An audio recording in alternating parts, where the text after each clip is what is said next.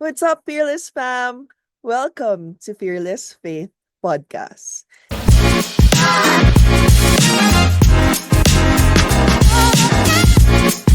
Together with me as a special guest, Miss Universe Kananga, year 2024. 2024, and our fearless talent influencer, we have Feby.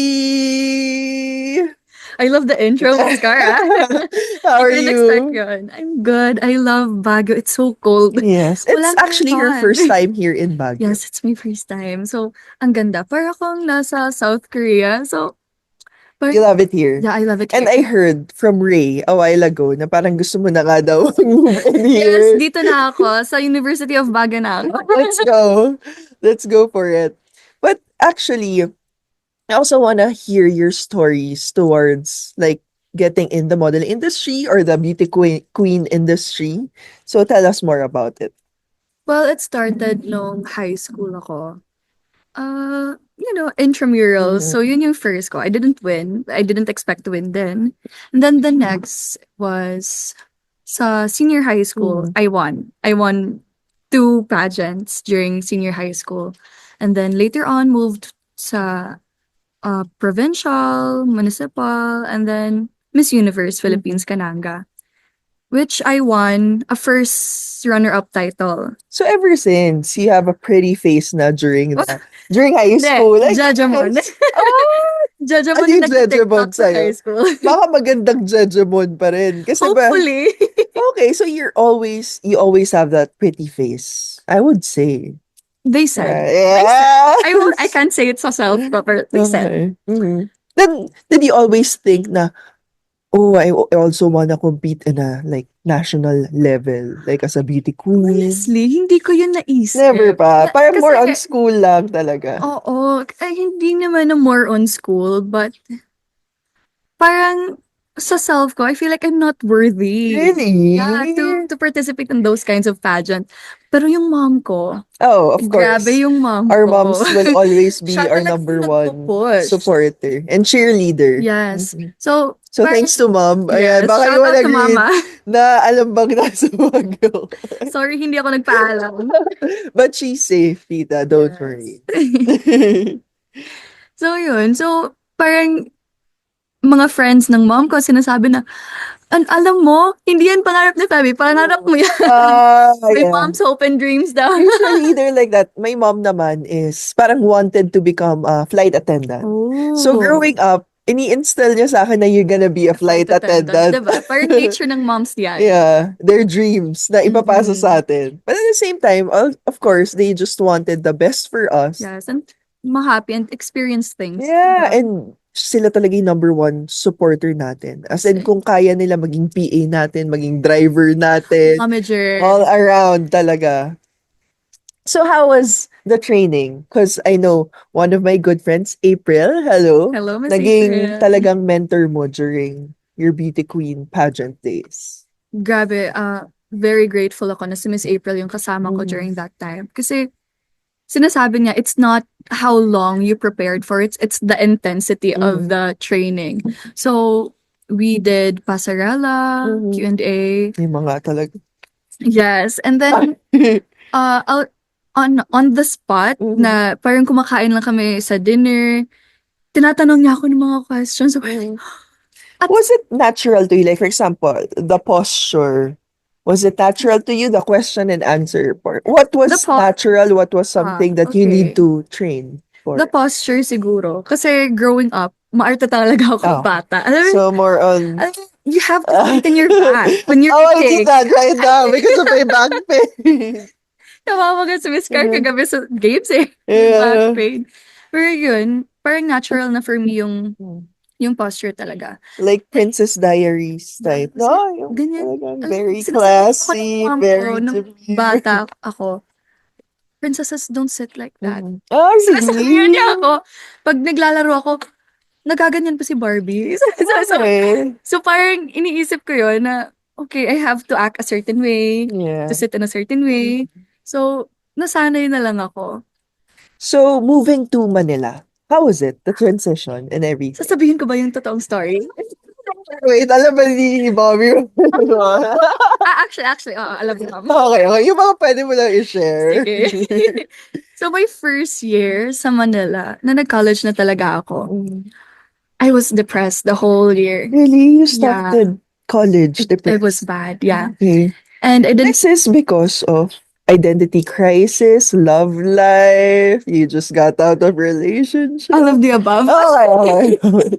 Pero, yeah, may factor din yung love life. Identity crisis, yes. Kasi bakit I allow myself na Yeah. magpa-dictate from other At the people. same time, yun yung parang worth mo din. Yung Yeah. question your worth, your value. Yeah, so, most of, my first year dito, wala akong friends talaga. Really? Tinatawagan ko si Miss April na, Miss, wala Walang talaga akong friends. friends dito. Parang ang hirap. Bakit wala akong friends? Gusto ko nang bumalik sa Cebu. Mm. Tapos, parang hindi ko kaya. Pero, after that one relationship ended, ang saya. Ayoko na umuwi. You finally Yeah. got that freedom. Yes, the Maybe freedom because that talaga. was the time that when you have a boyfriend, minsan di ka nila ina-allow to go out. Yes, Diba? even for Ang coffee daming shops. bawal. Ang daming bawal talaga. Then, when you got out of that relationship, parang nagka-freedom. At first, lonely. Lonely yung Yeah. feeling. Kasi alam, wala ka nang ina-update. Nasanay ka eh. Nasanay. Good morning. Oo. Have you Like, eaten your good night, breakfast? I love you. How was your day? Doon ko na-realize how toxic it was. Yeah. Na like, kahit sa gabi, nag-video call. Ganun. So, just to make sure I don't go out at night. Ganun. So, Grabe. Yung So- possessive and yung sense of parang hindi siya protective eh. oo. Like, I don't want other guys to have you that Ganong kind level. of. So, yun. So, first few months after that breakup, I was lonely. Oh. And ito hindi ko pa na-share siguro sa lahat or kahit sa CFL. Pero may face ako na that I would go out with my friends every night. Really? Yes. Because ang narinig ko na story mo at that time, of course, for sure you also did this. Yung bibisita ka ng kumbento. Yan And then, first. yeah. Yan first, nung wala akong friends. May different stage talaga, Oo, no? may With the different walwa.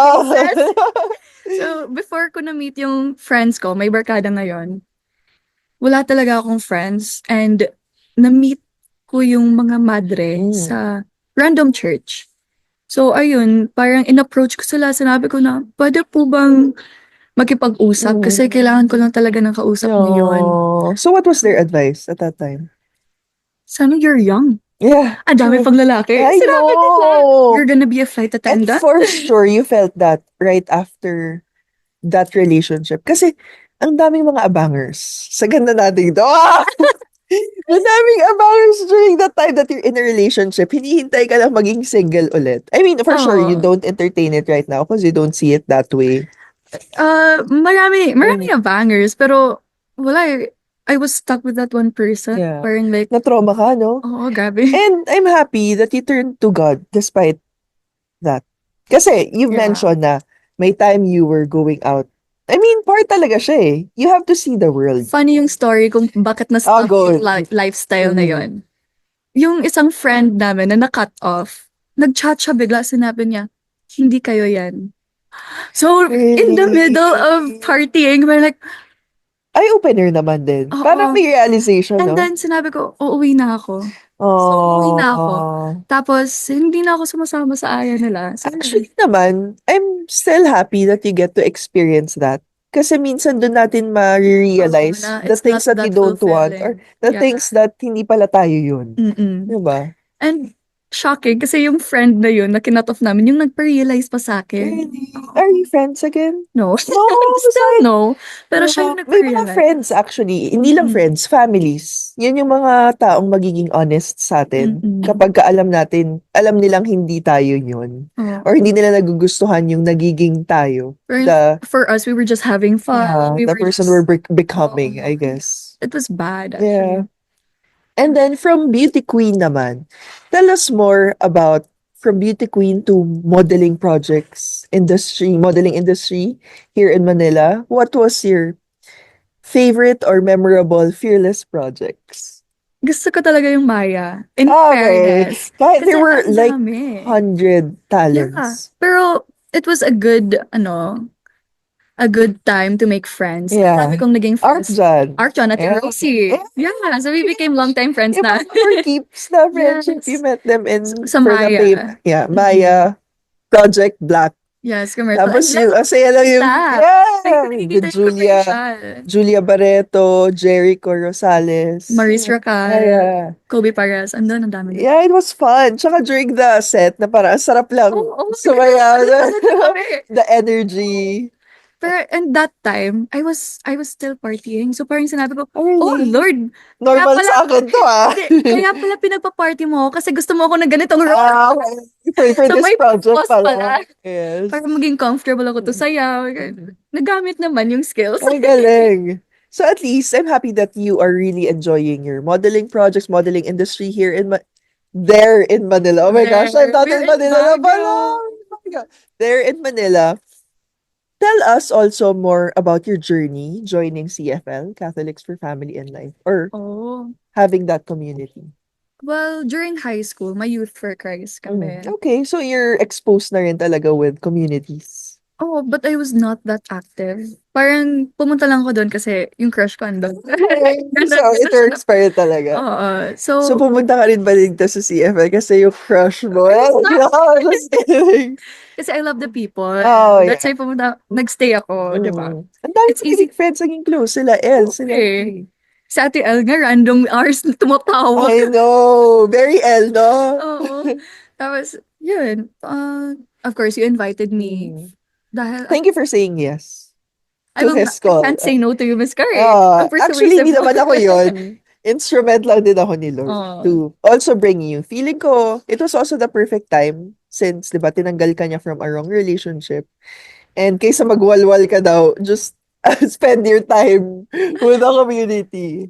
Actually, di ba you invited me last year? We were still together. Oh, yeah. Yeah, that time na nag-host ako, di ba? Oh, And yeah, you're then, still I together would nga that say na there's a household kahit Mm. online or face to face. Sabi niya, don't Bawal join. din. Hindi kasi magiging santo ka na ganyan. Feeling ko, ayoko niya ma-expose to To other people. people, yeah. Yeah. Kasi lalaki yung mundo mo. Na-realize ko din yan. And then, because na-realize ko, parang naawa ko sa sarili ko. Oh. Parang bakit nag-okay lang ako, bakit nakinig ako. So, yun, dun nag-start yung identity crisis. Yeah. Like, I'm not Fabby anymore. I'm his girlfriend. Uh-huh. So, mahirap, pero thank you, Lord. Thank you, Lord. Thank you, Lord. Lead ka talaga to the right path. No? I Yeah. would say. Like, mas okay pala yung community compared to one person lang yung magiging mundo mo. Agree. Mas okay na, at least, may community. Tsaka yun nga yung gusto ko sana sabihin sa younger generation because that was my mistake before. I found my value with the relationship I'm with. Yeah. So, mas okay talaga to spend more time with yourself, with him, then siya talaga Yes. mag-guide sa'yo. Actually. Mhm. And then later on, parang, of course, may naman, nagchat-chat naman. Yeah. Pero it would still go bad. Parang, Tsaka I guess, tumaas na rin yung standards mo. super taas ng standards ko. Sinasabi ko, si Lord nga, wala dito, wala physically dito, pero nabibigay niya yung mga kailangan ko, di ba? Tapos, parang, na-realize ko na, every time na, parang nasasabi ko na, kailangan ko yung lalaki to. Pero pinapa-divert ni Lord yung attention ko na, no, I'm the only man that you need in your life right now. Man, I need talk Insert. to me. Pero I'm really happy where you are right now. And alam kong ang dami mo pang mararating. Malayo pa yung mararating mo. Yes, Lord, May amen. it be with your spiritual life, spiritual walk with Him. May it be with your modeling career. So, am I gonna see you on our 10th anniversary? I mean, 10th conference. Wait, what's the date? January 25? January 26. 25.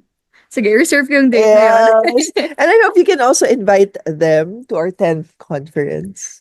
Guys, to whoever is watching, please come and join us at 10th anniversary conference. 10th conference. 10th conference. Our anniversary will be in September pa. So. September pa pala. Yes. So for this, it's gonna be 10th conference in January. Third 10th week conference of in January. January. So that's Saturday and Sunday. 2 In Quezon City, in days. Manila. Okay, Yes. near lang. Perfect. Yes, so we'll see you there. See you. See you Thank there. you. Thanks, Miss Karen.